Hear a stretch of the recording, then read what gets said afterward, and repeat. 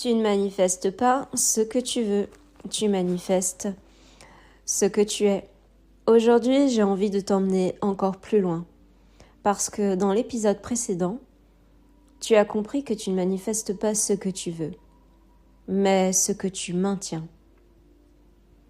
Aujourd'hui, on va donc aller un cran plus profond. Tu ne maintiens pas seulement des pensées, tu maintiens une identité. Et cette identité, c'est elle qui crée ta réalité. Et quand je parle d'identité, je ne parle pas de ce que tu dis de toi, je parle de ce que tu incarnes. Dans ton corps, ton énergie, ta posture. Il y a une différence énorme entre comprendre quelque chose et l'incarner réellement.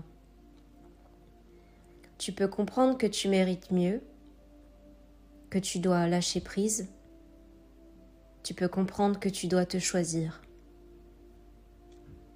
Mais si dans ton corps, tu es encore dans le doute, la peur, l'attente, alors tu restes la même version de toi. Et c'est là que beaucoup de personnes restent bloquées. Elles comprennent, mais elles n'incarnent pas. Par exemple, tu peux vouloir une relation stable, mais si intérieurement tu surveilles, tu doutes, tu attends, tu analyses tout, tu es encore dans une énergie d'insécurité.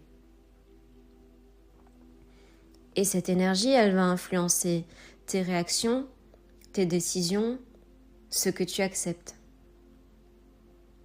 Donc, même sans t'en rendre compte, tu recrées la même fréquence, la même dynamique. Et c'est la même chose avec l'abondance.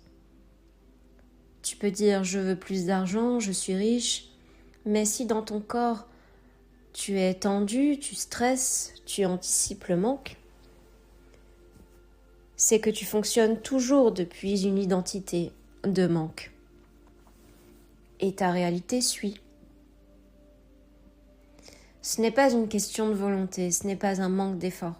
C'est vraiment une question de cohérence. Ta réalité est toujours cohérente avec ce que tu incarnes. Donc le vrai basculement, ce n'est pas uniquement de penser différemment, c'est de commencer à être différente. Et ça, c'est très concret. C'est dans les petits moments, quand tu ressens quelque chose, quand tu réagis, quand tu fais un choix, au lieu de suivre ton automatisme, stop, tu t'arrêtes. Et je veux que tu te demandes quelle version de moi est en train de répondre. Et surtout, quelle version de moi je veux être maintenant. Et c'est là que tu fais un choix différent. Pas forcément parfait, pas radical, mais différent. Et c'est ça qui change tout. Parce que tu crées un écart, un espace entre ton ancienne identité et la nouvelle. Et plus tu répètes ces choix, plus tu t'installes dans une nouvelle manière d'être. Et à partir de là, ta réalité commence à bouger. Pas parce que tu forces, mais parce que tu n'es plus la même personne. Alors aujourd'hui, je te laisse avec ça. Dans quelle situation tu continues d'être une version de toi qui ne correspond plus à ce que tu veux? Pas dans tes intentions, mais dans tes réactions, ton énergie, ton quotidien. Observe ça pendant quelques jours, sans jugement. Parce que c'est là que se retrouve ton pouvoir.